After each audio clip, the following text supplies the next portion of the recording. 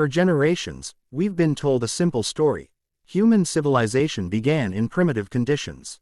We slowly developed tools. We slowly learned agriculture. We slowly built cities. And only in modern times did we master engineering precision. But what if that story is incomplete? Across the world, scattered through deserts, mountains, and jungles, stand ancient structures that challenge this timeline. Massive stones cut with impossible precision. Monuments aligned with astronomical accuracy. Cities built to survive earthquakes long before modern seismic science.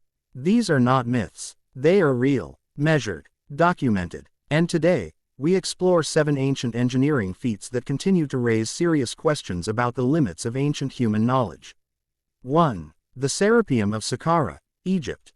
Deep beneath the sands of Egypt, near Saqqara, lies a mysterious underground complex known as the Serapeum. Inside it are enormous granite boxes. Each box weighs up to 70 to 100 tons, is carved from solid granite, has perfectly flat interior surfaces, corners that form near perfect 90-degree angles. Granite is one of the hardest stones on Earth. Even today, shaping granite requires hardened steel and diamond-tipped tools. Yet these boxes date back over 2,000 years. The interior surfaces are astonishingly smooth. Some measurements show tolerances within fractions of a millimeter. Let's think like engineers. To carve the inside of a solid granite box, you must remove tons of material. You must maintain flatness. You must keep symmetry. You must polish the interior evenly. And all of this was done underground. Traditional explanation says they used copper tools, stone pounders, and abrasive sand. Is it possible? Maybe. But the precision forces us to reconsider the skill level of ancient craftsmen. This was not primitive work. This was controlled, calculated engineering. 2. The Great Pyramid of Giza, Egyptian. The Great Pyramid is perhaps the most famous ancient structure in the world. But most people don't understand how precise it truly is. The pyramid is aligned to true north with an error of less than 0.05 degrees. Its base is almost perfectly level. It contains over 2.3 million stone blocks. Some internal chambers are built with granite beams weighing up to 70 tons. Now consider this. The Earth is not flat. Surveying true north requires astronomical observation. How did ancient Egyptians achieve such precise alignment without modern instruments?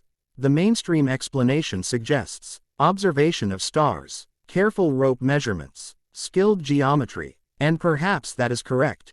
But that means ancient engineers possessed advanced mathematical and astronomical understanding far earlier than we often admit. The pyramid is not just a tomb. It is a masterpiece of surveying and structural design. And it still stands after 4,500 years. 3. Tiwanaku, Bolivia. High in the Andes Mountains lies Tiwanaku, an ancient city built at over 3,800 meters above sea level. The stones here are cut with astonishing precision. Some blocks interlock like puzzle pieces. Many have sharp edges and smooth faces. But what is most impressive? The seismic resistance. This region experiences earthquakes. Yet many of these structures remain standing. The builders used interlocking joints that distribute seismic forces. This principle is used in modern earthquake-resistant construction. How did they discover this? Trial and error, generations of experimentation, or did they understand structural behavior deeply? These stones were not randomly stacked. They were engineered. 4. Puma Punku, Bolivia. Near Tiwanaku is Puma Punku. This site contains H-shaped blocks carved with extraordinary detail. Straight lines, clean grooves, precise angles. Some stones appear almost machine-cut. Andesite, the stone used here, is extremely hard. Transporting these blocks also presents a challenge. The quarry is miles away. How were multi-ton stones moved across rough terrain without wheels or metal tools?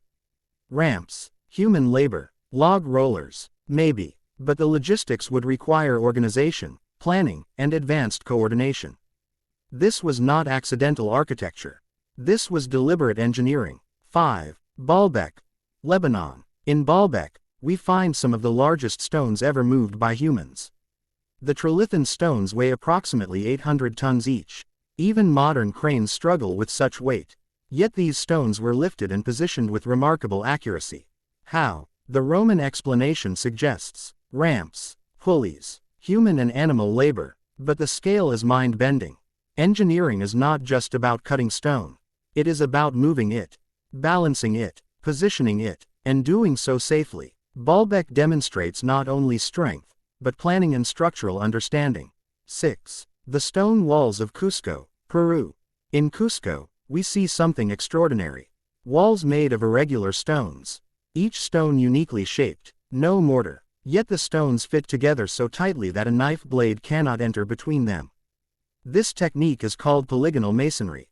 Why is it impressive? Because shaping each stone requires measuring adjacent stones, carving precisely, testing repeatedly, and the result, earthquake resistance. During seismic movement, the stones shift slightly, then settle back into place.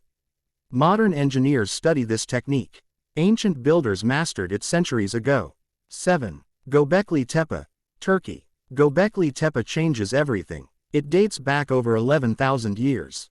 Before agriculture, before cities, before what we call civilization. Yet it contains massive carved pillars arranged in circles. This suggests organized labor, planning, social coordination. Which came first? Did agriculture create civilization, or did advanced organization already exist earlier? Göbekli Tepe forces historians to rethink the timeline. So what do these sites tell us? Not that aliens built them. Not that history is false. But that ancient humans were far more capable than we often assume. They observed the stars. They mastered stone. They engineered structures to survive earthquakes. They were not primitive. They were intelligent, skilled, innovative, and perhaps, we are only beginning to rediscover what they once knew.